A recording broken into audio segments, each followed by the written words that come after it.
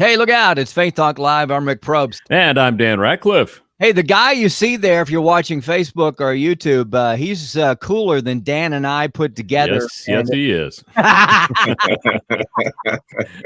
Melvin Negron, CEO of Gangsters Gone Godly. Melvin, it's been a while. Yeah, it definitely has at least almost 2 years now. Wow. Yeah. Wow. We met you through our friend Frankie Holbrook, and we were just talking about Frankie and just the impact that she's had on so many people. So we'll have to get a little more into that story of how she touched your life in just a little bit. Amen. Yeah, I don't know that we heard a lot from you because since it's been so long and I'm 60, I can't remember all the details, but I do know that Melvin spent 2/3 of his life in prison. He was raised on the streets. He was in a number of gangs, and then he was in a prison, and his life, it was in New Jersey, right? Was that where the change happened? Yes, sir. Actually, it happened in Trenton State Prison, maximum security in solitary confinement. Wow. Tell us the story again real quick. Okay, so I went to prison. I had just actually came back. I was starting my fifth prison bid. And when I came in, they sentenced me to 5 years. But when I got to reception from the county jail to the prison, they brought me to Trenton State Prison because I had owed them some hold time, some segregation time from my bid before that. Mm-hmm. So while I was sitting in there doing that time, I'm a former Latin King, 28 years as a Latin King member. And 21 of those years, I was the leader of the Latin Kings. Hmm. So I had walked away from the Latin Kings a couple years before that. And one of the kings that were inside the prison came to me that day, and he was like, look, tomorrow there's going to be a riot. When you go out to the yard, you're going to be by yourself because, you're in segregation. So the only people you get to associate with are the ones in segregation. And he was, he tried to hand me a shank with a knife and everything. And he was like, look, you need to do what you got to do to protect yourself. And I told him, I said, listen, I'm done. I got 5 years. This is the shortest bid I've ever had in my life. I don't want to do this anymore. I'm tired. So he kept on trying to convince me I didn't take it. At 11 o'clock that night, I'm sitting on the edge of my bunk. And while sitting on my bunk, I don't know, just something came over me. And I dropped to my knees for the first time. And I said, God, I can't do this anymore. I don't know what it is you want from me. I don't know what the plan is. If I'm supposed to die tomorrow in that yard, then so be it. My life is in your hands. If it's meant for me to, be here the rest of my life, if I end up taking someone else's life, then it's still in your hands. At the end of the day, I'm tired. I'm tired of fighting you. I'm tired of going against everything that I know you're trying to do for me. And mind you, I didn't know God. I mean, I knew of him. I came from a Catholic background. I went to CCD classes. I went to Catholic school as a little kid. But I didn't really know him. I didn't have a relationship with him. Mm-hmm. And out of the corner of my eye, I seen a Bible that the prison chaplain had given to me like maybe 2 days before that. And I was so disrespectful that I tossed it underneath my bunk and never looked at it again. But I grabbed it, and as soon as I grabbed it, I went to sleep. I literally put it on my chest and fell asleep, So wow. That's amazing. It was a start. Yeah. Now, tell us a little bit about Gangsters Gone Godly. Obviously, because of the transformation, you felt called to do something and give back, lead so many guys that have been caught up in gangs. It's interesting, Melvin, because I remember years ago when we heard a lot about gangs. Gangs, they're everywhere. And seems like maybe it's just me. You rarely hear about gangs anymore. I'm assuming they're still around. Are they mainly in the prisons? Where are they? Okay, so they're definitely still around. In fact, it's become a fad, you could say. Music, music industry, movies, it became popular to become a Blood or a Crip. You know, Hmm.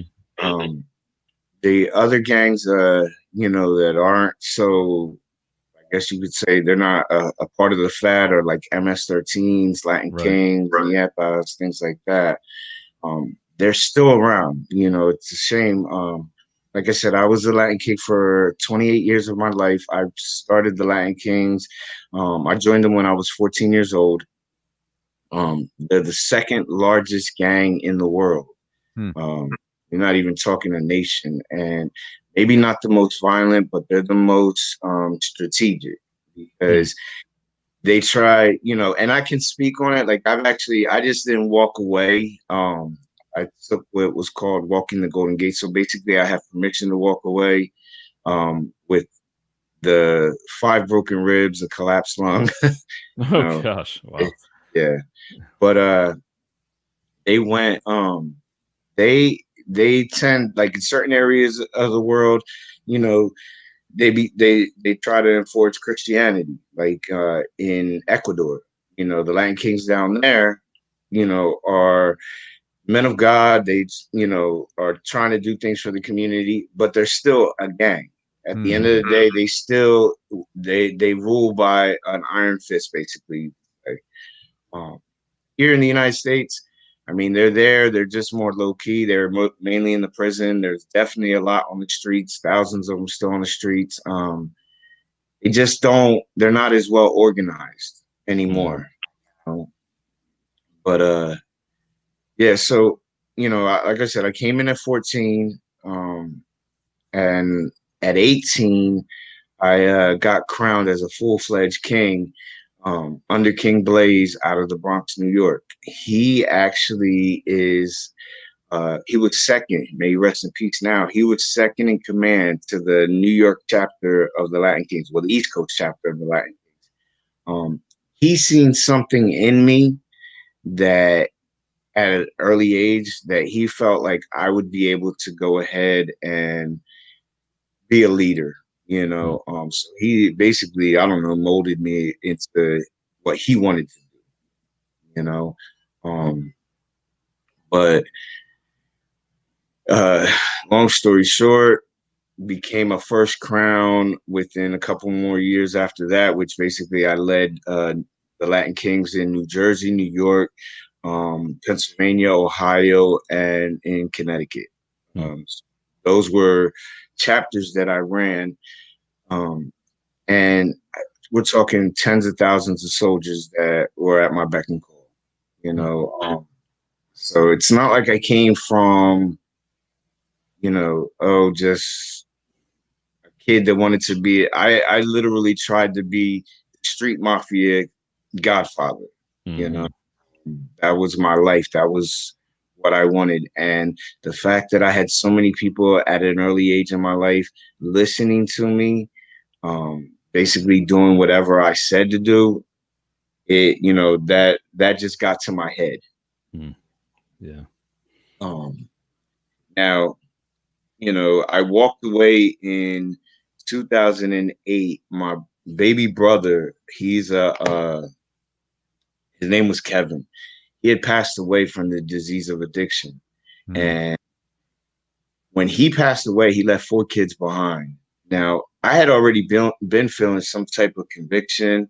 I had already been feeling, you know, something wasn't right. You know, I was getting to that point. This was in 2008. And I just didn't know how to walk away. Like, this is all I ever knew. This is, I mean, everything I knew. So, um, I didn't push right away to walk away. But in 2008, I wrote a couple letters to, you know, other Latin Kings that were higher than me, and asked permission. You know, basically, look, I've gave my life to the nation. I've given, you know, everything, blood, sweat, and tears, literally. Um, I just want to walk away. I want to try and do the right thing. Keyword there, try. Didn't work Mm. out so well. Um, they said, okay, you can walk away, but of course you're gonna have to walk the Golden Gate. In order to walk away, you're gonna have to suffer, you know, some type of consequence. Whatever. As long as I walk away, I'm willing to walk away free. And I figured it was my punishment for everything that I did in my life to other people. So I went ahead, and it was called a 360. Basically, it's three guys that surround you, only take body shots, and for 90 seconds they're just, punching on your body, and you can't, you fall, you start the clock all over. So like I said, I walked away with 5 broken ribs, a collapsed lung, completely torn up. And then they had, the nerve to sit there and say to me, we love you, we respect you, we'll always honor you, we'll always be there for you, Wow. So yeah, so it was crazy. It's quite a story. Wow. Melvin Negron, CEO of Gangsters Gone Godly. Real quick, Melvin, we got to take a break here in a second. Tell us what you're doing. You got Bless the Block coming up and some other events. So you are getting out and doing these things out in public then?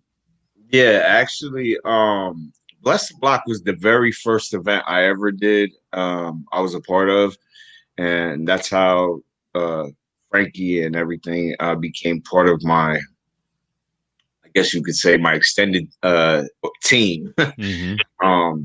No, I have an event called Celebration of Life. I started it a couple years back when my second little brother died to the streets, and now we have it. We're going around the country. Just recently did the 3rd annual here in New Jersey, and it was such a success that people started reaching out to me through social media. Everybody's on social media, and they seen video clips and things like that.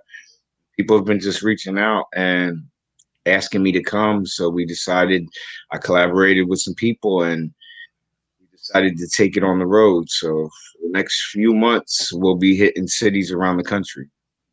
Awesome. You coming to Atlanta or? Yeah, definitely. Frankie, I reached out to her immediately. As soon as this, thought came to my head. Celebration of Life, like I said, it's for anybody that lost somebody to the streets through addiction or gang violence or anything like that. Frankie was at the event last year. She played a part in it last year, but this year, because of her accident, she wasn't able to attend it. I said, well, she's part of my life. She, helped me get to where I'm at today. So definitely I want to come to Atlanta and be able to do something there with her as well. So we're setting it up, more for, I want to say February, March date, but that's more heading out there. Well, let's do this closer to that date. Let's get together. Maybe we'll bring Frankie on with you, and we'll talk about the event coming up and how people can be a part of it. Gangsters Ungodly, be praying for these guys. They're shaking the streets, touching people's lives for Christ, and we appreciate it. Do you have a website up there that, Dan, do you have a website there? I don't. Melvin, is there one website, or how can folks find out more about you guys? Yeah, well, you could actually go for the tour itself. It's celebrationoflifetour.gmail.com. They can reach out to us. Here on my Facebook page, on One Accord Ministries Facebook page. They're a partner of mine, as well as Milk and Honey Family. They're also a partner of mine. And a lady from A Touch from God, Risa Mercedes, out of Bronx, New York. So either one of their pages on Facebook or on Instagram. Plus, I also have my website, which is Gangsters Gone Godly at wixsite.com. Okay. Awesome. Definitely connect me on there as well. Melvin, thank you so much. We appreciate your time. And again, let's get together at the first of the year, 2021. Can you believe I'm saying that? I know. It's crazy. But, we're just believing that 2021 is going to be huge for Gangsters Gone Godly, because you guys are doing great stuff. Great work. Yeah. Thanks to you. Hey, we'll be back. We got to take a break. I'm Rick Probst. And I'm Dan Ratcliffe. This is Faith Talk Live.